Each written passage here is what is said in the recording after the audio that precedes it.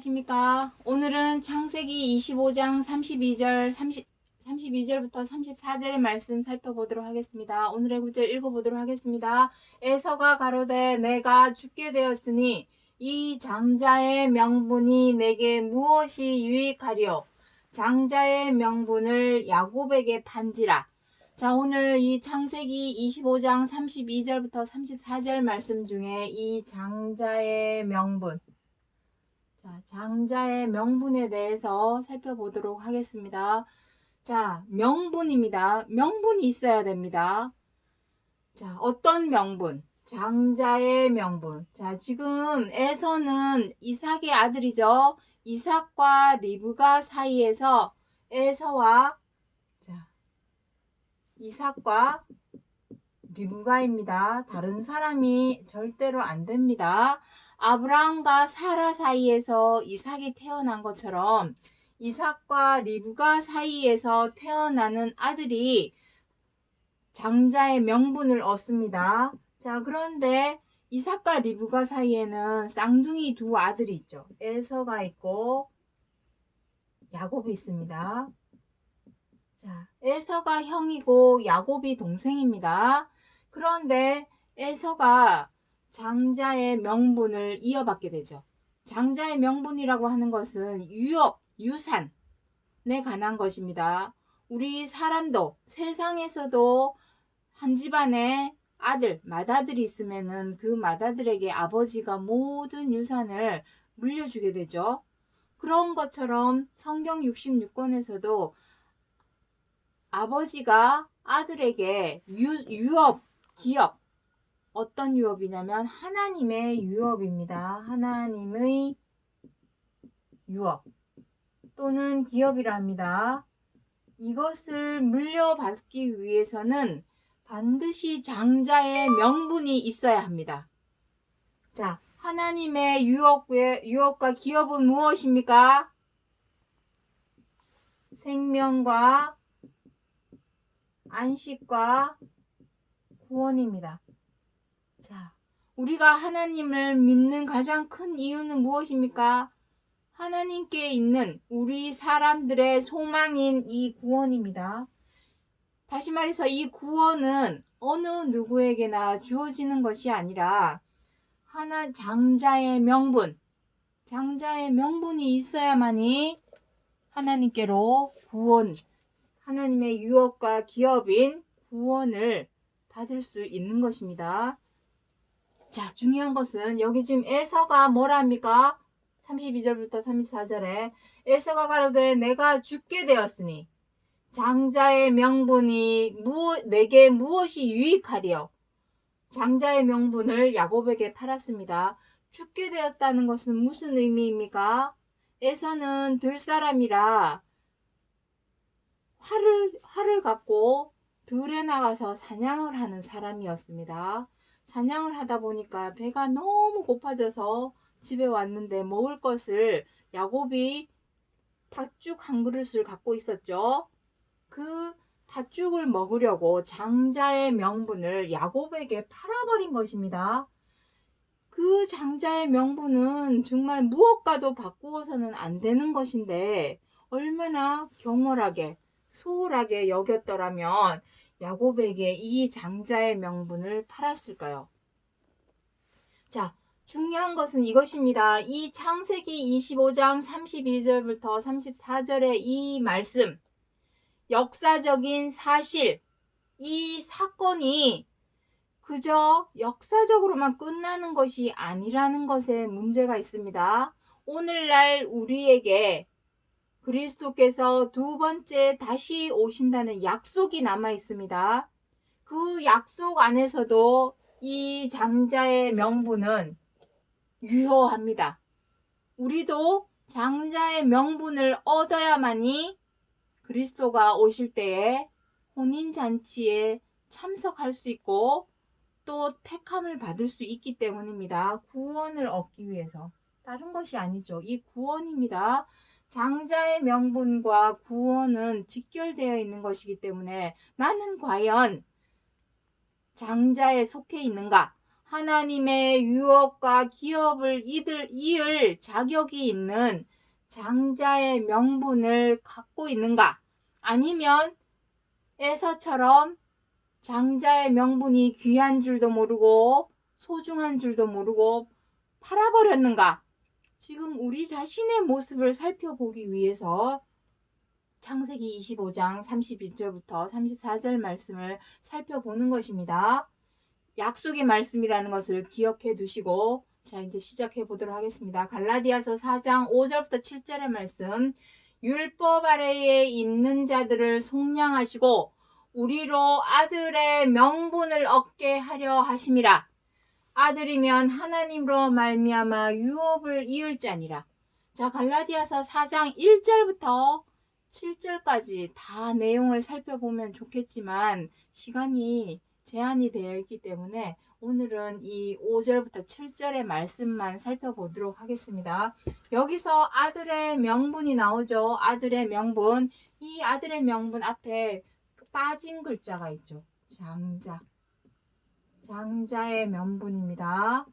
성경 66권 하나님의 말씀에서 아들의 명분은 오직 장자의 명분밖에 없습니다.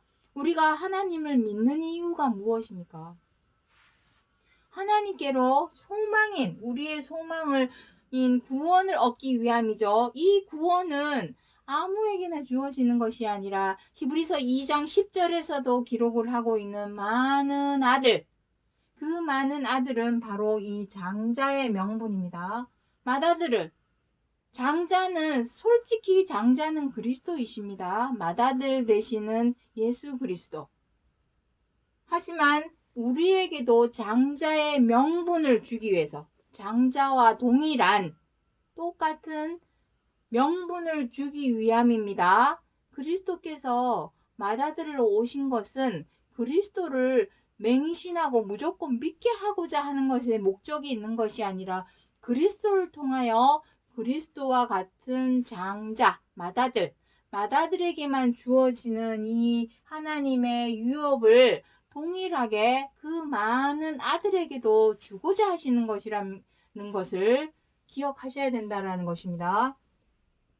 자, 그렇다면 장자의 명분을 얻기 위해서 우리가 통과 의례가 하나 있습니다. 무엇이냐면 이것입니다. 율법 아래에 있는 자들을 속량하시고. 자, 갈라디아서 4장 1절부터 내용해 보시면 그리스도께서 여자에게 나시고 율법 아래에 있었던 것은 율법 아래에 있는 자들, 우리들을 속량하시기 위함이라고 합니다. 그렇다면 내 자신이 지금 율법 아래에 있는지 아니면 다른 데 있는지 내 자신이 지금 속해 있는 곳이 어딘지를 정확히 알아야 하겠죠. 나는 율법 아래 있지 않아. 나는 예수님 믿으니까 율법 아래 있지 않아. 라고 말하는 사람이 있다면 그 사람은 장자의 명분하고는 아무런 상관이 없죠. 자, 왜 그러한지 이제 살펴보도록 하겠습니다. 히브리서 9장 9절부터 10절 말씀 먼저 읽어보도록 하겠습니다. 이 장막은 현재까지의 비유니 이에 의지하여 드리는 예물과 제사가 섬기는 자로 그 양심상으로 온전케 할 수 없나니 이런 것은 먹고 마시는 것과 여러 가지 씻는 것과 함께 육체의 예법만 되어 개혁할 때까지 맡겨두었다라고 기록을 하고 있습니다. 자, 이게 무슨 말씀이냐면 율법이 무엇입니까? 율법. 지금 방송할 때마다 가끔 율법이 무엇인지에 대해서 설명을 드렸지만 우리는 듣는 귀가 둔하고 보는 눈이 어둔하고 이렇기 때문에 계속 귀에 딱지가 앉도록 계속 얘기를 해야 한다는 것입니다. 자, 율법. 자, 율법이 무엇입니까? 모세 율법이죠. 자, 갈라디아서 3장과 로마서 3장을 읽어보시면 시간이 되시면 한번 읽어보시기 바랍니다. 하나님께서 모세를 통하여 율법을 주신 이유는 죄범함. 사람이 죄를 범하기 때문에 죄가 무엇인지를 알려주기 위해서 율법을 주셨다고 기록을 하고 있고, 그 율법을 통해서 죄를 깨닫는다고 합니다. 죄를 깨달음. 자, 이 내용은 제가 임의로 마음대로 하는 얘기가 아니라 갈라디아서 3장과 로마서 3장에 기록을 하고 있는 내용입니다. 다시 말해서 율법을 하나님께서 주신 이유는 이 죄악 때문입니다. 사람이 자꾸만 죄를 지으니까, 죄를 범하고 악을 행하니까 죄 짓지 않게 하려고, 죄를 깨닫게 하려고 율법을 주셨습니다. 그래서 율법을 통해서 이렇게 하면 죄다, 이렇게 하면 악이다 라고 기록을 하는 것을 우리가 읽음으로써, 아, 이렇게 행하면 죄구나, 이렇게 하면 안 되겠구나 라는 것을 기록한 것이 율법입니다. 자, 그렇다면 우리가 죄를 깨달았다면 어떻게 해야 되겠습니까? 그 죄에 대한 용서를 빌어야 되겠죠. 우리가 교회만 다니는 것이 아니라 세상에 가서 직장에도 다니고 학교도 다니고 이웃하고 만나기도 하고, 또 부부 사이 또 자식을 낳아서 키우기도 하고 삶을 살아가고 있습니다. 그 삶 속에서 사람이 죄를 짓죠. 미워하기도 하고 원망하기도 하고 분노하기도 하고 비방하기도 하고 해방하기도 하고 함부로 대하기도 하고 갑질하는 행동도 우리가 한단 말입니다. 그 모든 것이 하나님 앞에 죄요 악인데, 그 죄 지은 것을 어떻게 해야 되겠습니까? 속죄를 해야 되겠죠. 우리의 죄를 용서하여 주옵소서. 주기도문에도 나와 있습니다. 그 용서함을 받기 위해서 모세의 때에 모세의 장막을 통해서, 장막입니다. 모세의 장막. 이 장막이 오늘날의 교회고 성당이고 예배당이고 성전입니다. 자, 이름은 다 다르지만 하나님을 모신 곳이 바로 교회요, 성당이요, 예배당이요, 성전입니다. 장막을 짓게 하여서 그 장막 안에서 했던 것이 무엇입니까? 제사죠. 우리의 죄를 사하여 주옵소서. 죄 속함을 위해서 제사를 지내는 것이고, 또 제사를 드림과 동시에 무엇을 바칩니까? 여기 저 예물도 드립니다. 곡식이나 여러 가지 귀한 보석이나 이런 것을 바치게 되죠. 이 제사가 오늘날에는 예배요, 이 예물이 오늘날에는 헌금입니다. 자, 죄를 깨닫게 하는 것입니다. 자, 중요한 것은 여기 뒷구절에 나옵니다. 자, 장막은 현재까지의 비유랍니다. 장막, 다시 말해서 교회, 성당, 예배당, 성전은 현재까지의 비유랍니다. 비유라는 의미가 무엇입니까? 비유는 겉껍데기란 얘기입니다. 차명상은 따로 있다라는 얘기입니다. 우리가 지금 교회에서 제사 드리고 예물을 하나님께 드리는 그 모든 행동이 차명상이 아니라 그림자랍니다. 히브리서 10장 1절에 나오죠. 율법은 장차 오는 좋은 날에 대한 그림자요 차명상이 아니니, 히브리서 10장 1절에 기록을 하고 있습니다. 차명상은 따로 있기 때문에 차명상이 올 때까지, 개혁할 때까지, 여기 개혁이라는 말 제가 빼먹었는데, 차명상이 올 때까지, 개혁의 때, 그것이 개혁의 때입니다. 차명상이 올 때가 개혁의 때입니다. 그때가 되면 우리가 여기서 제사 드리고 예배 드리고 헌금 드리던 것들을 다 뜯어 고쳐야죠. 개혁이 무엇입니까? 뜯어 고치는 것이 개혁이죠. 하지만 아무 때나 뜯어 고칠 수 있는 것이 아니라 언젠가는 이것이 차명상이 아니라 비유라는 것, 그림자라는 것을 알려주면서 차명상이 무엇인지를 가르쳐주는 때가 올 때가 바로 개혁의 때가 되겠습니다. 그때가 되면 이 비유, 부분적으로 하던 것, 초보적으로 하던 것들을 이제는 버려야 되겠죠. 왜냐? 차명상이 왔는데 아직도 겉껍데기 붙잡고 있으면 되겠습니까? 그래서 여기 뭐랍니까? 예물과 제사가 섬기는 자로 그 양심상 온전케 할 수 없답니다. 우리가 지금까지 장막, 교회에서, 성당에서 예배 드리고 헌금 드리던 것은 양심상 우리로 하나님께 온전케 될 수가 없답니다. 온전하게 하나님께 우리의 마음을 전달할 수 없다라는 얘기입니다. 이러한 것은 먹고 마시는 것. 먹고 마시는 것이 무엇입니까? 떡과 포도주. 성찬식 때 우리가 떼죠. 부활절에. 그리고 여러 가지 씻는 것. 여러 가지 씻는 것은 무엇입니까? 세례식, 세족식.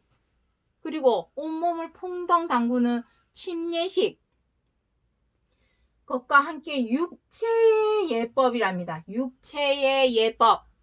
육체의 예법이 무엇입니까? 우리가 지은 죄는 어디서 지었습니까? 마음으로 지었는데 육체를 깨끗이 하고 육체만 거룩하게 고상하게 한다고 우리의 죄가 사라지고 없어질까요? 절대로 그렇지가 않다라는 것입니다. 자, 그것이 율법입니다. 우리가 지금 율법 아래에 있는지, 율법에서 벗어났는지, 지금 우리의 위치, 우리의 모습이 어떠한지를 알아야만이 장자의 명분을 얻든지 말든지 한다라는 것입니다. 우리는 지금까지 율법 아래에 있습니다. 지은 것은 마음에서 죄도 짓고 악을 짓고 그래 했는데 육체 예법이라고 하는 성찬식하고 몸만 거룩히 하고 고상하게 하고 경건하게 한다고 그 마음에 지은 죄와 악이 사라지고 없어질까요? 절대로 아니라는 것입니다.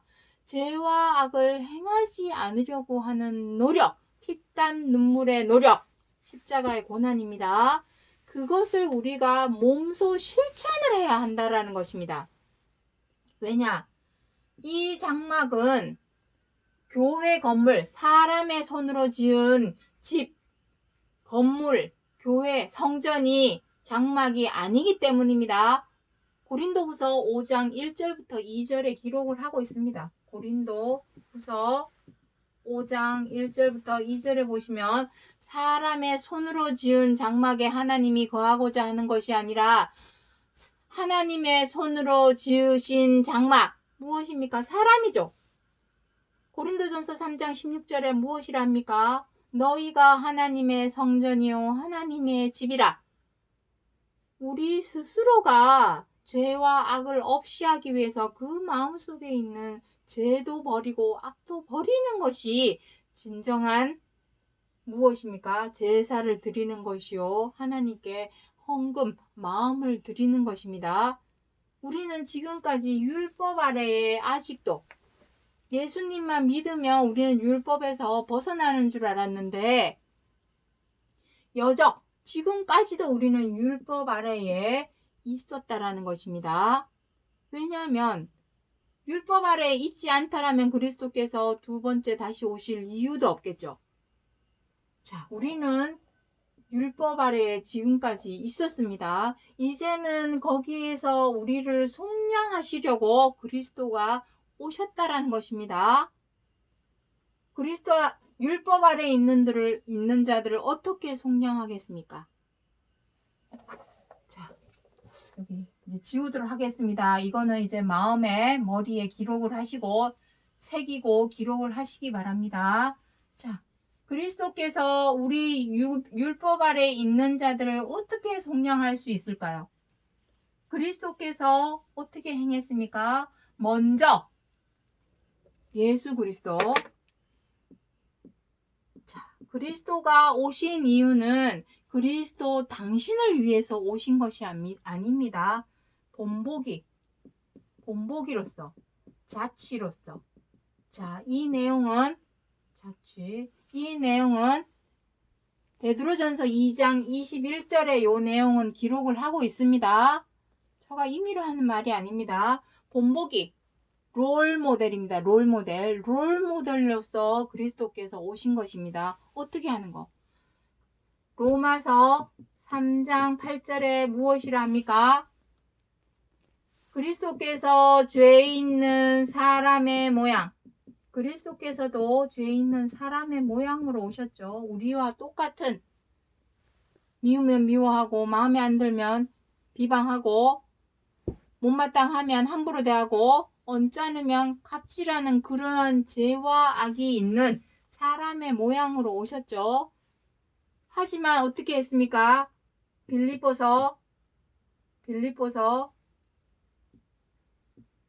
빌립보서 2장 7절부터 8절에 무엇이랍니까? 죽기까지 복종하셨답니다. 죽기까지 복종. 어디에? 하나님의 말씀에. 왜 말씀에 복종을 하는 것입니까? 죄와 악을 버리기 위해서 하나님의 말씀에 죽기까지 복종을 하였는데 그것이 바로 십자가의 고난입니다. 우리가 죄와 악을 버리기 위해서는 삶 속에서 생활 속에서 부단히 노력을 해야 합니다. 어떠한 노력? 죽기까지 복종하신 것이 무엇입니까? 하나님의 최고한 계명, 서로 사랑하라 하신 이 말씀대로 지켜 행하기 위해서 마음속에 있던 그 범하던 죄, 행하던 악을 버리고 비우는 것이 바로 십자가의 고난입니다. 이것을 통해서 어떻게 했습니까? 부활에 참여하게 되셨죠. 구원의 근원이 되신 것입니다. 맏아들로서. 구원을 받는다라는 것은 장자이기 때문에 장자의 명분을 얻었기 때문에 구원을 받을 수 있는 것이요. 맏아들이기 때문에 구원의 근원이 되신 것입니다. 우리를 위해서. 우리로 아들의 명분을 얻게 하시려고. 그래서 앞서서 그리스도께서 하나님의 집이요. 하나님의 교회요. 하나님의 성전으로서 겉모양, 육체의 모양만 하나님 용서하여 주옵소서 세족식, 세례식, 침례식 하고 성찬식 한다고 해서 그 죄가 사라지고 없어지는 것이 아니라 마음속에 있는 죄와 악을 버리고 이 서로 사랑하라 하는 말씀대로 지켜 행하기까지 죽기까지 복종하셨다는 것처럼 죄와 악을 버려야만이 최고한 계명 서로 사랑하라 하시는 말씀대로 지켜 행할 수 있게 되는 것입니다. 그것이 바로 장막의 차명상입니다. 장막은 사람의 손으로 지은 교회 건물이 장막이 아닙니다. 그것은 사람의 손으로 지은 것은 언젠가는 무너지고 사라지고 없어지죠. 이스라엘 땅에 있는 예루살렘 성전을 한번 보십시오. 지금 통곡의 벽이라고 해서 그 벽 하나 남아있지 그 건물이 남아있습니까? 언젠가는 사라지고 없어질 것들입니다. 하지만 우리 사람은 하나님의 교회로서 항상 너희가 나를 사랑하면 내 말을 지키니 너희와 거처를 함께 하리라.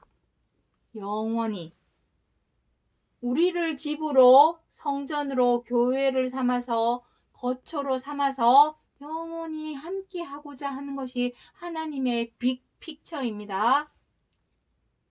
그것을 위해서 성경 66권 하나님의 말씀을 우리에게 주신 것이고 예수 그리스도를 보내주셨던 것이고 또 다시 오신다고 하신 것입니다.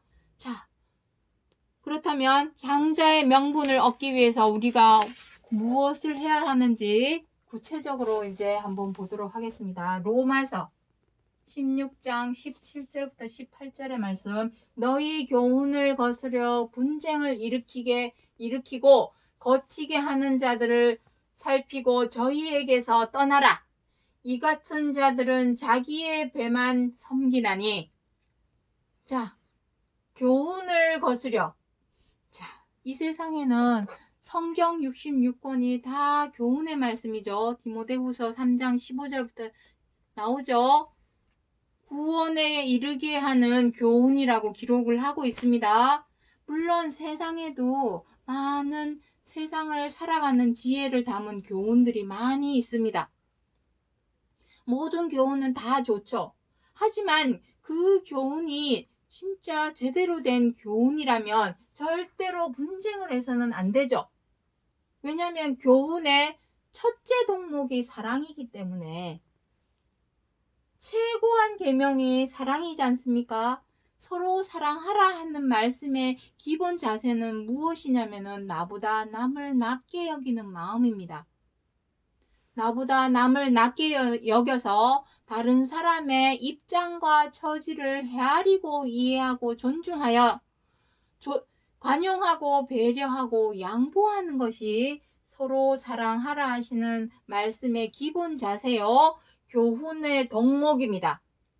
그런데 분쟁을 일으키고 서로 거치는 것을 두어서 불편하게 만들고 곤란하게 만들고 어렵게 만든다면 그 교훈이 제 아무리 좋은 교훈이라 할지라도 그것이 빛을 발할 수 있을까요? 거짓말하는 거죠. 입으로만, 혀로만, 말로만 교훈을 외치고 실상은 사람들에게 거짓을 알리는 것밖에 안 된다라는 것입니다.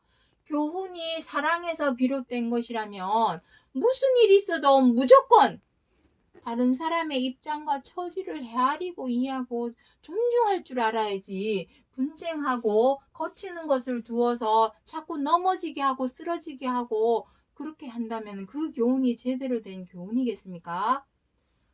그 사람들이 왜 이러한 입으로는 교훈을 말하면서 분쟁을 일으키고 거치는 것을 둘까요?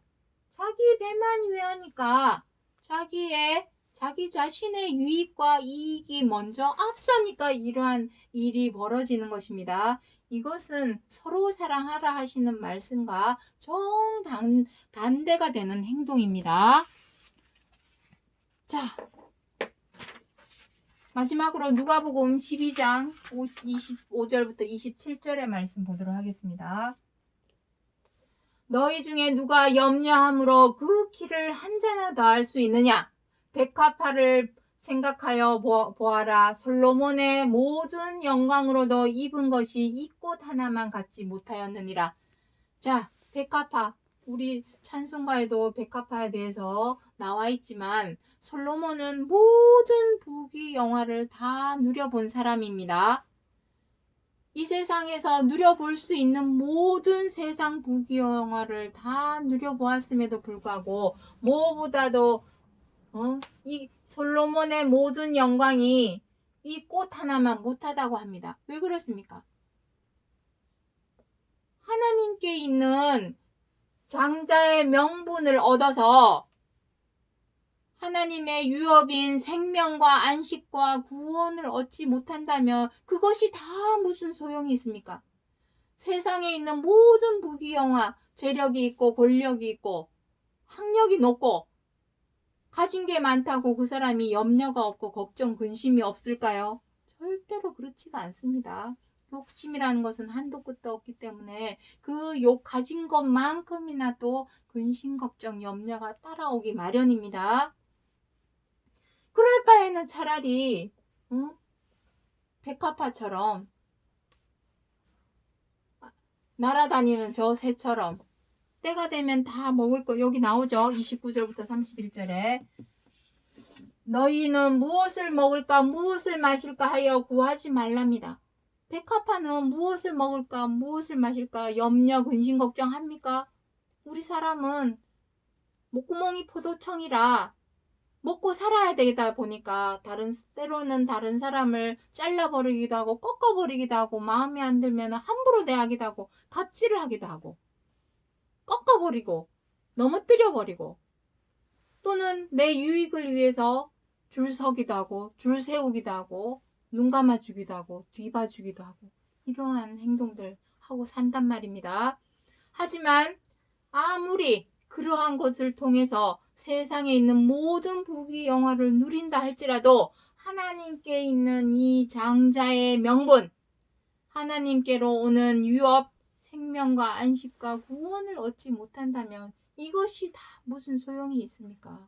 근심 걱정 속에서 살아봐야 때 되면은 결국에는 똑같이 백합화가 죽는 것처럼 때 되면 사람도 죽을 것인데 이것이 다 무슨 소용이 있겠습니까? 자, 그래서 정리하겠습니다. 창세기 25장 32절부터 34절에 에서가 장자의 명분을 가볍게 여겨서 야곱에게 팔게 된 것은 이 팥죽 한 그릇, 다시 말해서 이거죠. 자기 배, 자신의 유익과 이익이 먼저 앞서다 보니 정말로 귀하고 소중한 장자의 명분, 생명과 안식과 구원을 주시는 장자의 명분을 야곱에게 팔아버렸죠. 너무나 가볍게 여기고.